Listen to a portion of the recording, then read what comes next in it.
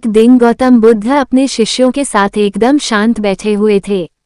उन्हें इस प्रकार बैठे हुए देख शिष्य चिंतित हुए कि कहीं वह अस्वस्थ तो नहीं है। एक शिष्य ने उनसे पूछा कि आज वह मौन क्यों बैठे हैं, क्या शिष्यों से कोई गलती हो गई है। इसी बीच एक अन्य शिष्य ने पूछा कि क्या वह अस्वस्थ हैं, पर बुद्ध मौन रहे। तभी कुछ दूर खड़ा व्यक्ति जोर से चिल्लाया, आज मुझे सभा में बैठने की अनुमति क्यों नहीं दी गई है। बुद्ध आंखें बंद करके ध्यान मग्न हो गए। वो व्यक्ति फिर से चिल्लाया, मुझे प्रवेश की अनुमति क्यों नहीं मिली।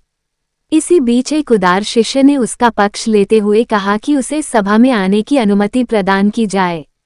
बुद्ध ने आंखें खोली और बोले, नहीं, वह अछूत है, उसे आज्ञा नहीं दी जा सकती। ये सुनकर शिष्यों को बड़ा आश्चर्य हुआ। बुद्ध उनके मन का भाव समझ गए और बोले, हाँ, वो अछूत है। इस पर कई शिष्य बोले, हमारे आश्रम में जात पात का कोई भेद ही नहीं, फिर वह अछूत कैसे हो गया।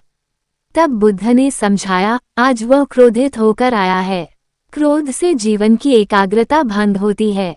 क्रोधी व्यक्ति प्रायः मानसिक हिंसा कर बैठता है, इसलिए जब तक वह क्रोध में रहता है तब तक अछूत होता है। इसलिए उसे कुछ समय एकांत में खड़े रहना चाहिए। क्रोधित शिष्य भी बुद्ध की बातें सुन रहा था। पश्चाताप की अग्नि में तपकर वह समझ चुका था कि अहिंसा ही मनुष्य का महान कर्तव्य व परम धर्म है। वह बुद्ध के चरणों में गिर पड़ा और कभी क्रोध न करने का प्रण लिया। शिक्षा आशय यह है कि क्रोध के कारण व्यक्ति अनर्थ कर बैठता है और पश्चाताप उसे बाद में होता है, जिसका कोई लाभ नहीं मिलता। इसलिए हमें क्रोध नहीं करना चाहिए। असल मायने में क्रोधित व्यक्ति अछूत हो जाता है और उसे अकेला छोड़ देना चाहिए। क्रोध करने से तन, मन और धन तीनों की हानि होती है। क्रोध से ज्यादा हानिकारक कोई और वस्तु नहीं है।